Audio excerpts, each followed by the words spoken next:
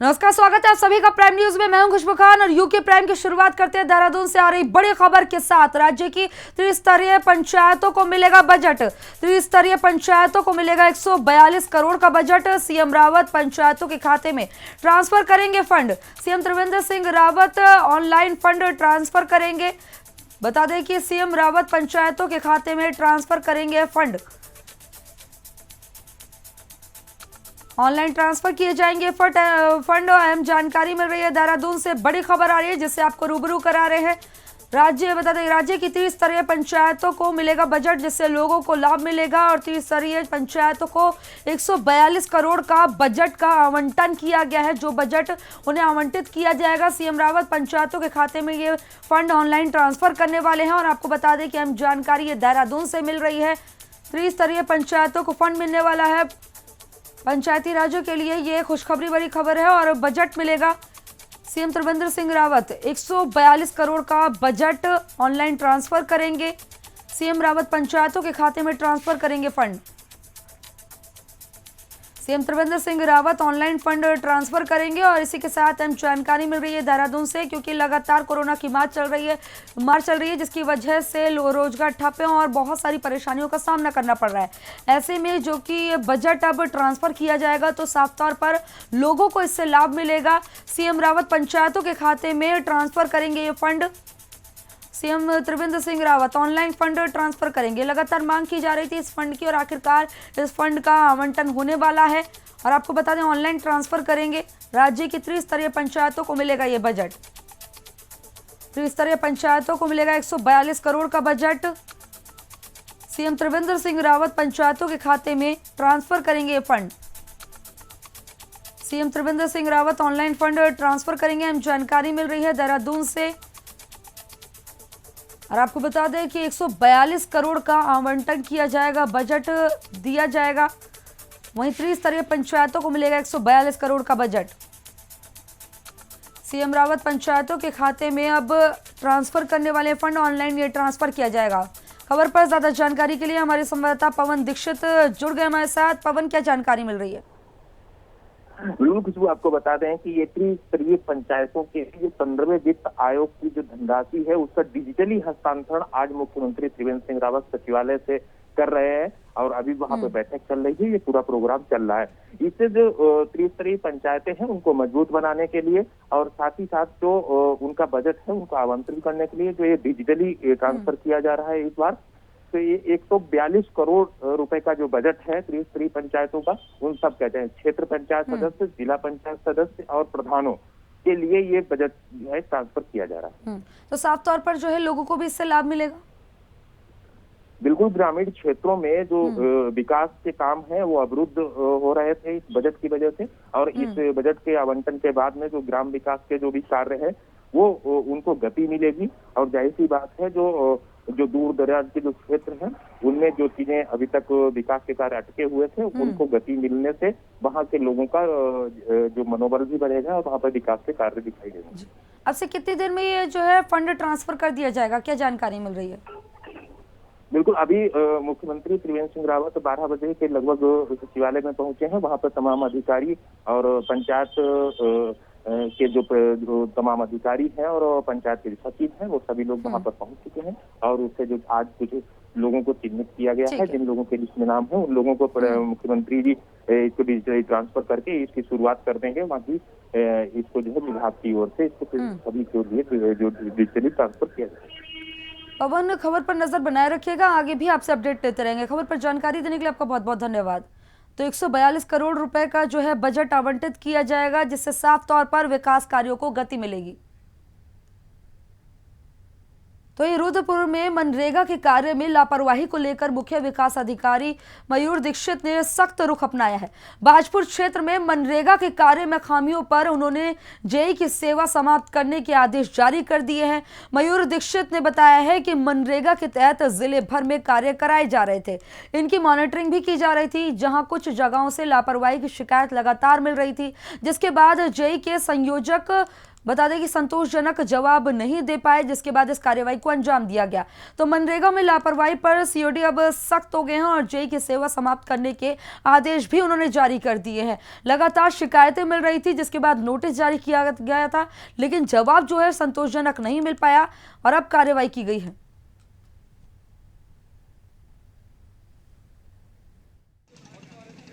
अनियमितता की शिकायतें मिलती रहती हैं, जिसका हम लोग समय समय पर जांच कराते हैं और अगर कोई उत्तरदायित्व निर्धारित होता है, किसी की गलती उसमें प्रकट होती है तो उस पर कार्रवाई की जाती है। इसी क्रम में गदरपुर में और बाछुर में हमारे जो दो टेम्परेरी जो कर्मचारी मनरेगा में कार्य कर रहे थे, उन पर कुछ शिकायतें भी आई थी और उनकी जांच भी की गई। तो इसी क्रम में उनकी जो सेवाएं वो समाप्त की गई हैं और उसी क्रम में जो बाकी रोज़गार सेवक और जेई और जो भी मनरेगा का स्टाफ हमारे जनपद में, उनको भी चेतावनी दी गई है कि जितने भी हमारे मनरेगा में कार्य किए जा रहे हैं उसको प्रॉपर एस्टिमेट के अनुसार जो क्वालिटी इंश्योर होनी चाहिए वो उस क्वालिटी के अनुसार ही कराएं और अगर पुनः फिर शिकायत आएगी तो जाँच करके उचित कार्रवाई की जाएगी। अनियमितता की शिकायतें मिलती रहती हैं, जिसका हम लोग समय समय खबर पर ज्यादा जानकारी के लिए हमारे संवाददाता शाहिद खान हमारे साथ जुड़ गए हैं। शाहिद, पूरा मामला क्या है और कब से शिकायतें मिल रही थी जो अब जाके कार्रवाई हुई है? कुछ बताना चाहूंगा कि लगातार यहाँ के सीडीओ हैं, उनको लोगों के द्वारा शिकायतें मिल रही है कि मनरेगा के जो कर्मचारी हैं, ये लोग जो बजट पास होता है उसके हिसाब से बजट नहीं लगा रहे हैं। उसी को लेके जो मयूर दीक्षित सीडीओ है, उन्होंने जांच की थी। जांच में जो बाजपुर का जेई था, उससे जब उन्होंने जवाब किया कि जितना पैसा लगाया गया है कहाँ लगाया, तो उसका तब तक जवाब नहीं पाया।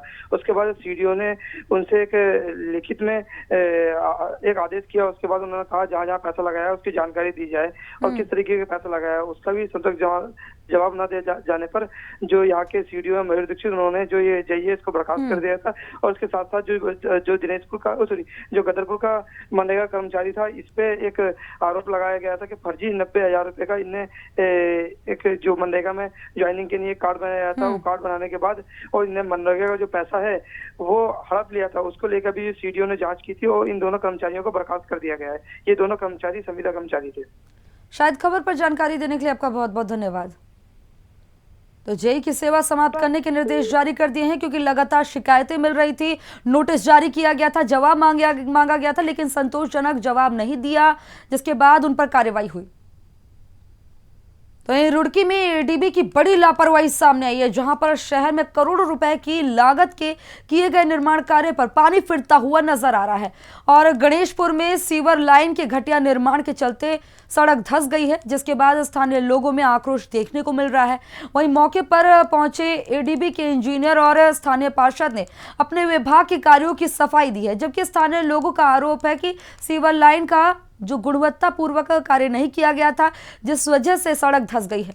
तस्वीरें आपको दिखा रहे हैं और घटिया निर्माण कार्य यहां पर किया गया था, जिस वजह से यह सड़क धंस गई है और ये कभी भी हादसे का सबब बन सकती है और कोई भी हादसे का शिकार हो सकता है। करोड़ों के प्रोजेक्ट में यह घोटाला सामने आया है और करोड़ों के प्रोजेक्ट में घोटाले का आरोप लगाया। स्थानीय लोगों ने लगाया घटिया निर्माण का आरोप। मौके पर पहुंचे एडीबी और इंजीनियर और पार्षद दोनों ने सफाई दी है, लेकिन ये तस्वीरें ये बयां कर रही हैं कि किस तरह से घटिया सामग्री का इस्तेमाल किया गया था, घटिया कार्य यहाँ पर निर्माण किया गया था, जिस वजह से यह सड़क धंस गई।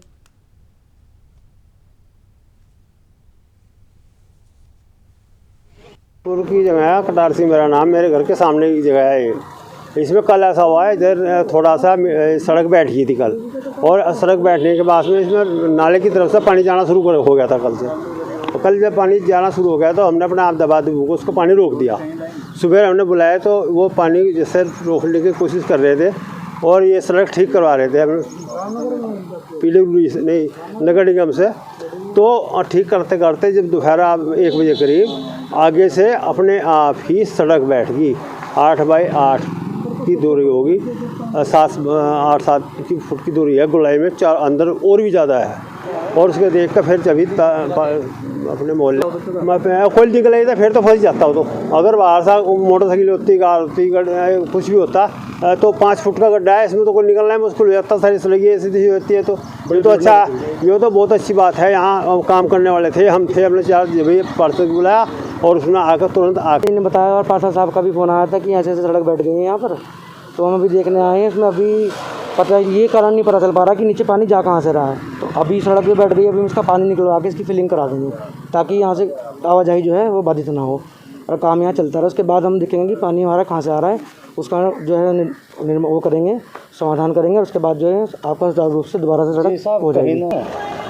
इसमें क्या होता है कि थोड़ा सा जब हम सड़क बनाने जाते हैं जितना प्रॉपर समय होता है वो हमें नहीं मिल पाता, क्योंकि थोड़ा सा जनता को परेशानी होती है तो वो कहते हैं रोड जल्दी बनाओ, उस चक्कर में रोड जल्दी बन जाती है, प्रॉपर कॉम्पैक्शन नहीं हो पाता। तो शायद ये भी कारण हो सकता है। बाकी नीचे अंदर पानी कहाँ से आ रहा क्या जा रहा है वो चीज़ तो भाई अभी जब तक क्लैरिफाई नहीं होगी तो पता नहीं चल पाएगा। कहीं बार पाइप लीकेज हो, ऐसा तो देखो मैं नहीं कह सकता, क्योंकि ये चीज़ तो नहीं कह सकती, क्योंकि कहीं तो 2-3 साल 5 साल से कुछ भी नहीं हुआ है, तो वहाँ भी वही ठेकेदार था, तो दूसरी जगह भी वही ठेकेदार है, तो ये चीज़ कहना तो मैं सही नहीं समझता।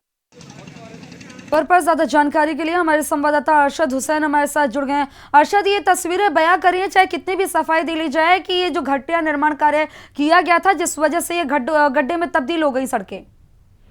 बिल्कुल खुशबू, आपको बता दूं कि जिस तरह भले ये लोग अपने कार्य के हेतु बहुत सफाई दे रहे हों, पर ये बात बिल्कुल सही है कि जो निर्माण कार्य किया गया है उसमें घटिया सामग्री का इस्तेमाल किया गया और गुणवत्ता बिल्कुल ध्यान में नहीं रखी गई, क्योंकि इसी के चलते अभी कुछ ही दिन पहले काम निपटाया, उसके बाद जो है पूरा का पूरा सीवर यहाँ पर बैठा है, जिसके बाद सड़क भी काफी यहाँ पर धंस गई है, जिसको लेकर आसपास के लोगों में भी काफी रोष है। हालांकि 3-4 वर्ष तक एडीबी ने यहाँ पर पूरे रुड़की नगर में कार्य कराया और सीवर लाइन बनाई, उस दौरान भी काफी इनके द्वारा जो घटिया सामग्री लगाई जा रही थी उसको लेकर भी बार बार हंगामा होता रहा, पर किसी तरह इन्होंने काम को निपटाया है। उसके बाद अब काम खत्म होने के बाद भी एक बार फिर देखने को मिल रहा है कि किस तरह से सीवर इनके ढह रहे हैं और सड़क पर भी सवाल कई खड़े हो गए हैं। जो हाल में ही सड़क बनी थी वो भी यहाँ पर इसी कारण बैठ गई है, तो कहीं ना कहीं एक तरह से एडीबी की बड़ी लापरवाही मानी जा सकती है। कुछ अरशद, जो संबंधित अधिकारी हैं क्या उन पर कोई कार्रवाई की गई है? देखिए, अभी स्थानीय लोगों ने शिकायत की है, हालांकि पार्षद ने एडीबी के अधिकारियों को कॉल करके यहाँ पर बुलाया है और उन्हें पूरे मामले से अवगत कराया, पर जे अपनी सफाई देते हुए नजर आए हैं। उनका कहना है कि हमारी गुणवत्ता में कोई कमी नहीं, हमने भरपूर जो है सामग्री लगाकर ये कार्य ठोस तरह से कराया था, पर अब ये वो नहीं बता पाए कि आखिरकार ये क्षतिग्रस्त क्यों हुआ है। अरशद हुसैन, खबर पर जानकारी देने के लिए आपका बहुत बहुत धन्यवाद।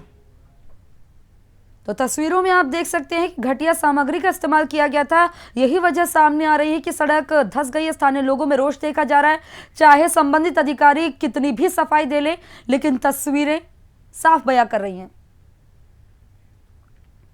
वहीं हल्द्वानी में कांग्रेस प्रदेश प्रवक्ता दीपक बलूटिया ने कोतवाली पहुंचकर बीजेपी प्रदेश अध्यक्ष बंशीधर भगत के खिलाफ कार्रवाई की मांग की है। कांग्रेस प्रदेश प्रवक्ता का आरोप है कि बंशीधर भगत पूरे प्रदेश में घूमकर कोरोना महामारी में नियम कानूनों का खुलेआम उल्लंघन कर रहे हैं, इसलिए उनके खिलाफ कानूनी कार्रवाई की जानी चाहिए। उन्होंने कहा है कि जब कांग्रेस कार्यकर्ताओं ने सोशल डिस्टेंसिंग का पालन करते हुए प्रदेश में विरोध प्रदर्शन किया तो प्रशासन की तरफ से कार्यकर्ताओं पर चुन चुनकर मुकदमा दर्ज करा दिया गया, लेकिन बीजेपी नेताओं को ऐसी छूट क्यों दी जा रही है?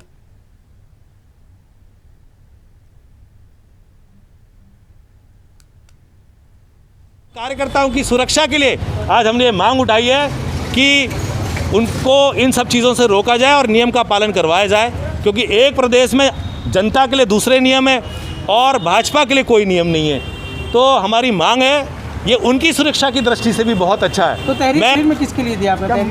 तहरीर में यही दिया कि मामला दर्ज किया जाए कि और उनको यथोचित कार्रवाई की जाए, जो कानून के अंतर्गत जो भी कार्रवाई होती है, नियम के अंतर्गत जो कार्रवाई होती है, विधिक कार्रवाई की जाए।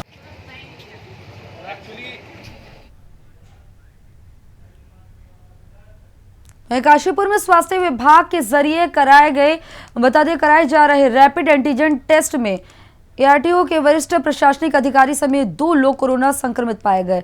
दोनों को कोविड केयर सेंटर में रेफर कर दिया गया। वरिष्ठ प्रशासनिक अधिकारी के पॉजिटिव आने के बाद विभाग के अन्य कर्मचारियों का टेस्ट कराया गया। राहत वाली बात यह है कि सभी कर्मचारियों की रिपोर्ट नेगेटिव आई है। तो एआरटीओ के कार्यालय में भी कोरोना ने दस्तक दे दी है। 2 कर्मचारी कोरोना पॉजिटिव पाए गए हैं, जिसके बाद तमाम कर्मचारियों को बता दी कोरोना टेस्ट कराया गया, लेकिन राहत भरी खबर यह है कि बाकी सभी की रिपोर्ट नेगेटिव आई है। एआरटीओ कार्यालय के 15 कर्मचारियों का कोरोना टेस्ट हुआ। वहीं बता दें कि सभी कर्मचारियों की रिपोर्ट नेगेटिव आई है। लगातार कोरोना संक्रमितों का आंकड़ा बढ़ता जा रहा है। ऐसे में देखा जा रहा है कि अब संक्रमितों का आंकड़ा जो है बेकाबू होता जा रहा है। हालांकि ठीक होने वालों का भी आंकड़ा सामने आ रहा है। अभी आरटीओ के कार्यालय में भी काशीपुर में कोरोना ने दस्तक दे दी है। वरिष्ठ प्रशासनिक अधिकारी कोरोना संक्रमित पाए गए। आज हमारे यहाँ से 52 आरटीपीसीआर की रिपोर्ट्स आई हैं जो कि सभी नेगेटिव पाए गए और फ्लू ओपीडी में, इमरजेंसी में और एएनसी में बॉर्डर पे चेकिंग की जा रही है, जिसमें हमारे 40 रैपिड एंटीजन लगाए गए। उसमें 2 लोग कोरोना संक्रमित पाए गए। एक व्यक्ति उसमें 55 वर्षीय, वो कार्यालय में पोस्टेड है और उसके साथ में कार्यरत 17 लोगों की फिर हमने तत्काल जांचें लगाई और वो सभी नेगेटिव पाई गई हैं। और उनके घर वालों के हमने आरटीपीसीआर सैंपल्स भेज दिए, जिनकी उम्मीद है 2-3 दिन में रिपोर्ट्स आ जाएंगी। और एक लड़का है नई सब्जी मंडी का, उसके हमने रिश्तेदारों की सबकी जांच के लिए टीम को भेज दिया है। कल सुबह उनकी भी जांचें की जाएंगी। मशहूरी के होटल्स और गेस्ट हाउसेस में पर्यटकों के ठहराए जाने की शिकायत पर पुलिस ने सघन चेकिंग अभियान चलाया, जहां पुलिस को माही होम स्टे में बता दें कि 3 पर्यटकों की बुकिंग पाए जाने पर कोविड-19 का सर्टिफिकेट मांगा गया, लेकिन सर्टिफिकेट न मिलने पर पुलिस ने माही स्टे होम के संचालक और 3 पर्यटकों के खिलाफ मुकदमा दर्ज कर लिया है। वहीं मसूरी के दूसरे होटल्स मालिकों में भी बता दें कि पुलिस की कार्रवाई से हड़कंप मचा हुआ है। हमारे पास शिकायत आई थी कि कुछ होम स्टे और होटल वाले जो है बाहरी प्रदेशों को लोगों को जो गाइडलाइंस का उल्लंघन करते हुए जो कमरे दे रहे हैं। इस शिकायत पर जो हम लोगों द्वारा कल रात जो है चेकिंग की गई थी होटलों को, कम से कम 3-4 जो है होटल और होम स्टे की हमने चेकिंग की थी। इसी दौरान जो है एक माही स्टे होम है, उसके बाहर हमने जो है 3 जो है ये गाजियाबाद से आए हुए 3 पर्यटक जो थे गाड़ी में घूम रहे थे और उनसे ये रिपोर्ट मांगी गई थी, नेगेटिव कोरोना नेगेटिव रिपोर्ट। उनके पास नेगेटिव रिपोर्ट उनके पास थी नहीं। तो उसके पश्चात जो है उनसे पूछा गया कहाँ ठहरे। उन्होंने कहा सब हम जो है माही स्टे होम में ठहरे हुए हैं। तो माही स्टे होम में जाकर हमने देखा तो होटल स्वामी ने जो है 1 दिन की बुकिंग ली हुई थी, जबकि नियमानुसार जो है कम से कम 7 दिन की बुकिंग हो अथवा उनके पास ये कोरोना नेगेटिव रिपोर्ट उनके पास 72 घंटे पूर्व, लेकिन दोनों में से जो है कोई भी रिपोर्ट उनके पास नहीं थी। इस कारण से उनका जो है होटल संचालक वो 3 पर्यटकों हमारे द्वारा जो है उनके खिलाफ जो है 188 महामारी एक्ट के अंतर्गत अभियोग पंजीकृत किया गया। अन्य होटलों में भी जो हमने चेकिंग की थी तो कुछ हमें जो है कोई पर्यटक ठहरे हुए नहीं मिले, लेकिन सबको हमारे द्वारा हिदायत दी गई कि भविष्य में जो है आप गाइडलाइंस के हिसाब से जो है कमरे जो है पर्यटकों को जो है देंगे। वहीं इस बीच बुलंदशहर से बड़ी खबर आ रही है। बता दें कि अपराधियों के खिलाफ पुलिस की कार्रवाई जारी है। पुलिस ने हिस्ट्री शीटर शाहिद को गिरफ्तार कर लिया है। बुलंदशहर नगर कोतवाली पुलिस ने हिस्ट्री शीटर शाहिद को गिरफ्तार किया। हिस्ट्री शीटर शाहिद पर था 25,000 का इनाम घोषित। दबिश देने गई एसओजी टीम पर शाहिद और उसके साथियों ने पथराव कर दिया था। पुलिस ने बता दें कि 6 आरोपियों को पहले ही जेल भेज चुकी है और इसी के साथ आखिरकार जो मास्टरमाइंड था उसको भी पुलिस ने गिरफ्तार कर लिया है। हिस्ट्री शीटर शाहिद पर 25,000 का इनाम घोषित था और पुलिस ने दबिश के दौरान जब दबिश देने गई थी तो एसओजी की टीम पर शाहिद और उसके साथियों ने हमला कर दिया था। इसके बाद 6 आरोपियों को पुलिस पहले ही जेल भेज चुकी है, लेकिन शाहिद फरार चल रहा था और आखिरकार पुलिस के हत्थे शाहिद भी चढ़ गया है। पुलिस ने शाहिद को भी गिरफ्तार कर लिया। पुलिस ने हिस्ट्री शीटर शाहिद को गिरफ्तार किया है। पुलिस की कार्रवाई लगातार अपराधियों के खिलाफ जारी है और लगातार कार्रवाई में अब बता दें कि हिस्ट्री शीटर्स पर कार्रवाई हो रही है, जिसमें हिस्ट्री शीटर शाहिद गिरफ्तार किया गया है। 25,000 का इनाम घोषित था। तस्वीरों में आपको उसी अपराधी की तस्वीर हम आपको दिखा रहे हैं जो आखिरकार गिरफ्तार कर लिया गया है। खबर पर ज्यादा जानकारी के लिए हमारे संवाददाता अशोक कुमार हमारे साथ जुड़ गए। अशोक, क्या जानकारी मिल रही है? खुशबू, आपको बता दूं कि ये जो जो काफी एसओजी टीम पे जो हमला किया था काफी वांछित चल रहा था, जिसको लेकर नगर कोतवाली पुलिस पूरी तरीके से टीम गठित करी थी। एसएसपी संतोष कुमार ने 6 आरोपियों को तो पहले गिरफ्तार करके पुलिस ने जेल भेज दिया है। ये कल शाम को देर रात को गिरफ्तारी हुई है। रात में इसमें जो नगर कोतवाली अरुणा राय की टीम ने अपनी टीम के साथ में इसको गिरफ्तार किया है। इस पर काफी आपराधिक मुकदमे चल रहे थे, वांछित चल रहे थे। इसको लेकर पुलिस पर भी एसओजी टीम पर भी हमला किया था। वो गिरफ्तारी की है और करीबन 3:30 और 2:30 के बीच में प्रेस कॉन्फ्रेंस करेंगे एसएसपी संतोष कुमार सिंह, पूरा वाक्य रखेंगे इस पर क्या क्या मुकदमे वांछित चल रहे थे, किसके कारण ये यहाँ पर एसओजी पर गोली चलाई और एसओजी पर जिस तरह की पथराव किया किसके कहने पर चलाया गया था, जिसको लेकर प्रेस कॉन्फ्रेंस से पूरी तरीके से खुलासा होगा। अभी आरोपी को गिरफ्तार कर लिया गया है नगर कोतवाली पुलिस ने। अशोक, पता चल पाया है गिरफ्तारी कहां से हुई है? क्या मुखबिर से सूचना मिली थी जिसके बाद ये कार्रवाई की गई? और गिरफ्तार किया गया? नहीं, सर्विस लाइन पर जो 6 आरोपी जो गिरफ्तार करके पुलिस ने भेजे थे, उनके सर्विस लाइन पर उनके नंबर लगाए गए थे। एसओजी टीम ने और एसआई टीम पूरी तरीके से लगी हुई थी, नगर कोतवाली की टीम भी लगी हुई थी। उनको सर्विस लाइन पर इनको नगर कोतवाली की एक सफलतापूर्वक मोबाइल के जरिए से, एड्रेस नंबर के जरिए से इसे कहीं रिश्तेदारी से बरामद किया गया है, जो दूसरे जनपद से। जी अशोक कुमार, खबर पर जानकारी देने के लिए आपका बहुत बहुत धन्यवाद। तो पुलिस ने 6 आरोपियों को पहले ही गिरफ्तार किया था, लेकिन जो मुख्य आरोपी था वो फरार चल रहा था, जिसे पुलिस ने आखिरकार दबिश देकर गिरफ्तार कर लिया है। तो मेरठ जोन के एडीजी राजीव सबरवाल ने बुलंदशहर का दौरा किया। इस दौरान उन्होंने खुर्जा देहात और गुलावटी थाने का औचक निरीक्षण कर टॉप 10 लेवल के अपराधियों और उनके साथियों की जानकारी ली। इसके अलावा एडीजी ने अपने निरीक्षण में जो खामियां पाई गई, संबंधित अधिकारियों को उन खामियों को सुधारने के निर्देश भी दिए।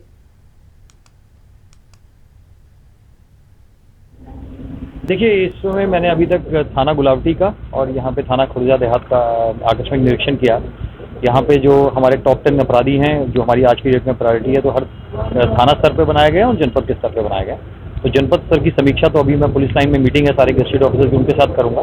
लेकिन यहाँ पर जो इनकी लिस्ट बनाई है, उसमें जो हमारे सब इंस्पेक्टर्स हैं, जो उनके हल्के के ऐसे अपराधी जो टॉप 10 की सूची में शामिल हैं थाने की, उनकी जानकारी कितनी है, कितना उनके साथियों के बारे में जानकारी, इस सब की समीक्षा की गई। इसके अतिरिक्त जो CCTNS यहाँ पर चल रहा है, उसके अंदर जिस तरह से डेटा फीड हो रहा है और उसको कैसे ये लोग मेंटेन कर रहे हैं, इसकी भी समीक्षा की गई। साथ ही थाने की जो बिल्डिंग है और थाने में जो हमारे कर्मचारियों के रहने का है और अन्य व्यवस्थाएं, उसकी भी मैंने निरीक्षण किया।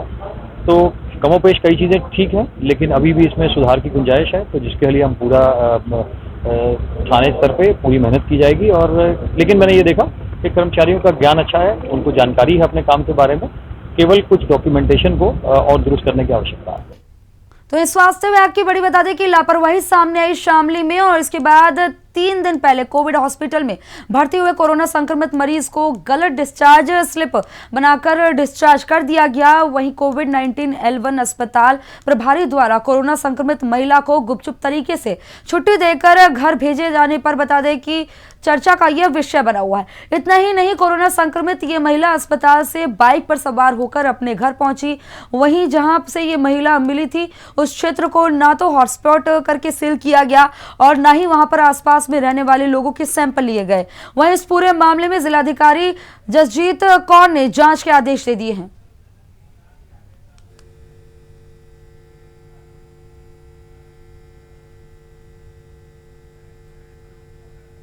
तो जिलाधिकारी जसजीत कौर ने जांच के आदेश दे दिए हैं। 3 दिन में कोरोना मरीज की रिहाई कर दी गई। गलत डिस्चार्ज स्लिप बनाकर ये पूरा मामला सामने आया है। फर्जी स्लिप बनाकर कोरोना संक्रमित महिला को डिस्चार्ज किया गया। उसके एरिया को भी, जहां पर जिस क्षेत्र में वो रहती थी, उसको भी सील नहीं कराया गया। बड़ी लापरवाही सामने आई है और 3 दिन में कोरोना मरीज की रिहाई की गई।